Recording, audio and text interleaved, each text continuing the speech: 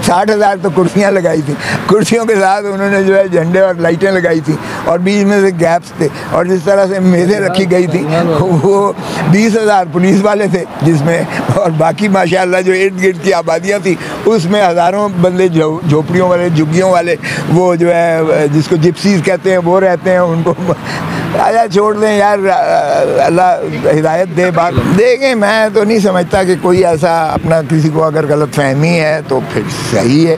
अगर खुद आज पीपल्स पार्टी भी कह रही है कि जी ये जो लेवल प्लेइंग फील्ड है, एक लाडला को इक़्तिदार इस तरह से अगर लाया जा रहा है या इस तरह से उसको मौखिर किया जा रहा है, इलेक्शन भी एक शख्स की इंतज़ार की जा रही थी और जिस तरह से आपने देखा कि सारी एडमिनिस्ट्रेशन ने उनके झंडे भी लगाए, उनके लिए लाइटें भी लगाई, उनके लिए जो है रेड कार्पेट भी बिछाया।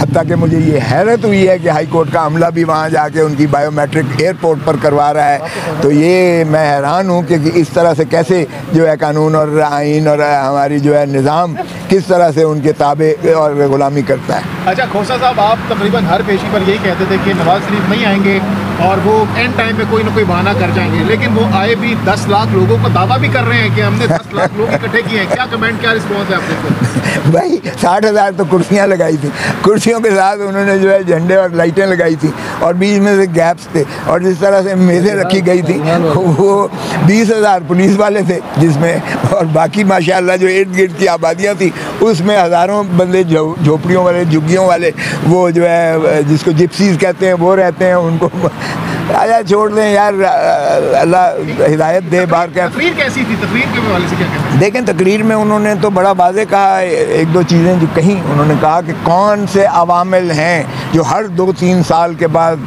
एक मुंतखब उसको जो है छुट्टी कराते हैं और फिर जो है इस तरह की करते हैं। तो ज़रा मैं कहता हूँ कि जो डील करके आए हैं, जिन्होंने डील की है, उनको भी ज़रा सोचना चाहिए कि माशाल्लाह नवाज़ शरीफ की कन्फ्रंटेशनलिस्ट पॉलिसी नहीं ख़त्म हुई है। नवाज़ शरीफ साहब का ये होता है कि जब इनको ज़रूरत पड़ती है आपके पाँव पे पड़ जाते हैं और जब ये आज़ाद होते हैं तो फिर इनकी गर्दन पर होती है हाथ। अच्छा, पहली दफ़ा ऐसा देखा कि पाकिस्तान की तारीख में कि कबूतर आके, जो परिंदे जो है वो आके तकरीर के दौरान बैठ रहे हैं और साथ और बड़ी मोहब्बत से। तो ये क्या समझते हैं कि नून लीग की जानिब से पैगाम दिया गया इस्टेब्लिशमेंट को कि अमन है, या क्या इसमें देख? नहीं, ये उनको क्या देना था, ये तो पाकिस्तान की आवाम को ये पैगाम देने की कोशिश की गई है। अब एक इलेक्शन के बारे में कोई बात नहीं की है मोहतरम नवाज़ शरीफ साहब ने अपनी तकरीर। काश ये तकाजा करते कि इलेक्शन कमीशन ऑफ पाकिस्तान 90 दिन की आइन में पाबंद है और इलेक्शंस करवाए और इलेक्शन हर कीमत पर होना चाहिए आइन के मुताबिक। बाकी चीज़ें तो उन्होंने आइन की बात की, लेकिन जब ये बात आई इलेक्शन की तो कहा इलेक्शन कमीशन ऑफ पाकिस्तान का ये कुल्ली अख्तियार है और मैं उनके साथ खड़ा हूँ। तो ये अब इलेक्शन कमीशन ऑफ पाकिस्तान ही को अगर देखना है तो वो तो सभी को पता है कि वो लौंडी बांदी और गुलाम है किसी और इदारे पर। तो वो तो अंदर जा रहे हैं? नहीं, अंदर शंदर कोई नहीं, अंदर तो वो बेचारा पहले ही है, अंदर शंदर कोई नहीं जा रहा और ये क्वाश हो जाएगा। मैं आपको बता रहा हूँ, इससे कोई फ़र्क नहीं पड़ता है। मैंने जो अहमद यूसुफ का जो जिसमें शहबाज गिल भी मुल्ज़िम है, ये अगले दिन जो फ़ैसला किया है जस्टिस मंदोखेल साहब ने किया है, उसकी रोशनी में ये केस चल ही नहीं सकता है। लेकिन खोसा साहब, एक जानिब आप लोग कह रहे हैं कि ख्वाश हो जाएगा, दूसरी तरफ आप अदम एतमाद का इजहार भी अदालतों पर कर रहे हैं, तो क्या ये खुला तज़ाद नहीं है? नहीं, देखें, हम तो कानून और आइन की बात कर रहे हैं। अगर आपने कहा जिस तरह मैंने कहा था नवाज़ शरीफ नहीं आएगा, तो मैं अपना उस बेसिस पे कर रहा था कि मोहतरम नवाज़ शरीफ साहब 20 महीने की कारकर्दगी में क्या आवाम को दिखा सकते हैं कि मैंने ये किया है, क्या बयानियाँ लेकर आ रहे हैं मोहतरम नवाज़ शरीफ साहब। तो मैंने एक उस अब भी मैं जो बात कर रहा हूँ, मैं आइन और कानून के मुताबिक कह रहा हूँ कि उनके ख़िलाफ़ केस बनता ही नहीं है। ये तोशा खाना, ये पाकिस्तान के 25 करोड़ अवाम की तज़हीक है, उनकी इज़्ज़त और वक़ार का जनाजा निकालने के मुतरादिफ है कि हम डोनाल्ड लू एक असिस्टेंट सेक्रेटरी के हुक्म पर हमने प्राइम मिनिस्टर को चलता किया और उसके बाद न सिर्फ चलता किया, पावर सलासल करके हमने आज फर्द जुर्म भी लगवा लिया। तो ये शर्म आनी चाहिए जिन्होंने ये केस बनाया है। सर, आखिरी सवाल ले रहे हैं। 420 सेकंड में इसी इस्लामाबाद हाई कोर्ट ने नवाज़ शरीफ को ज़मानत दे दी और साइफर केस में इमरान खान की ज़मानत का फैसला महफूज है और बार बार अहमद फ़ारूक साहब पर अदम एतमाद का इजहार कर चुकी। अखलाकी तौर पर इनको ये केस सुनने चाहिए सारे। देखें, 16 अक्टूबर को मैंने ये अपना साइफर वाले केस में अपनी बहस तकमील कर ली थी और मैंने अर्ज़ किया था कि इसको जो है फ़ैसला कीजिएगा, सारी कौम आपको फिर देख रही है। आपके लिए मुतमन्नी है, मुल्तमिस है, मुतजस्सिस है, खुदारा इंसाफ कीजिएगा। बार बार तारीख़ और आवाम आपसे जो है पुकारते हैं, आप पर जो है आपका इम्तिहान होता है।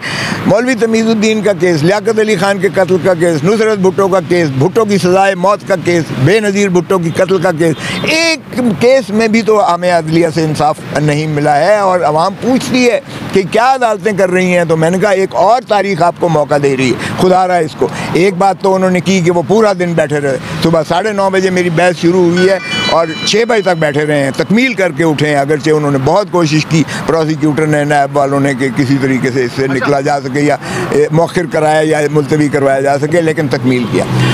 फैसला क्यों नहीं हुआ है ये मैं खुद हैरत हो रही है कि जब नवाज शरीफ का केस, आज मैंने यही कहा, some are more equal than the others, कुछ लोग ज़्यादा चहीते होते हैं। ये तो कानून और इंसाफ के लिए सभी बराबर होने चाहिए, कोई चहीता नहीं होना चाहिए, कोई मोर इक्वल। साहब, नवाज शरीफ के मीनार पाकिस्तान के जलसे के बाद पीपल्स पार्टी ने बहुत सख्त मौक़िफ़ अपनाया और बड़ा कैटेगोरिकली उन्होंने कहा है कि अगर ऐसा ही कर रहे हैं तो जो इलेक्शन पर खर्चा अरबों रुपए लगाएंगे तो डायरेक्टली उनको नामजद कर दिया जाए बतौर वज़ीर आज़म। एग्री करेंगे इस बात से आप? देखें, ऐसे ना तो रियासतें चलती हैं, माफ़ कीजिएगा, ना दुनिया मानेगी इस निज़ाम को, ना आपको कोई पैसे देगा IMF, ना आपकी जो है ये आवाम की मफलूकुल हाली और ज़्यादा बढ़ती चली जाएगी। मैं बहुत अदब से जो भी क़ुव्वतें हैं उनसे इस्तदा करूँगा कि खुदारा पाकिस्तान पर रहम करें, पाकिस्तान को चलने दें, आवाम को उनका जमहूरी हक दें, इलेक्शन शफाफ करवाएं, ऐवानों को जो है मारज़ वजूद में आने दें, असम्बलियाँ और जो है पार्लियामेंट, और वहाँ से हुकूमतें बनने दें।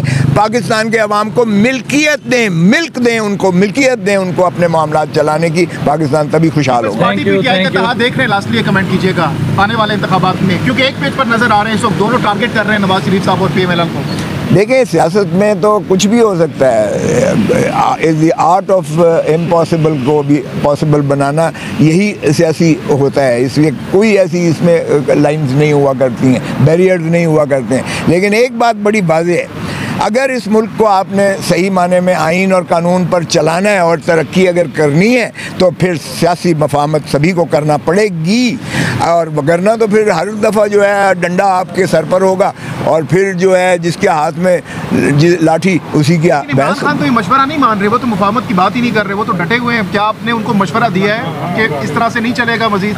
देखिए, ये इमरान खान से आप पूछें, लेकिन मैं तो अपनी ज़ाती आपको दे रहा हूँ। और वकील है, उनको मशवरा बिल्कुल वकील मैं कानून और अदालतों की हद तक और मुकदमों की हद तक हूँ, मैं उनका सियासी मशीर नहीं हूँ। लेकिन फिर भी मैं मशवरा यही दूँगा कि खुदारा आप अपना नज़रिया बिल्कुल पुख्तगी से अपने पास रखें और उस पर कारबंद रहिएगा।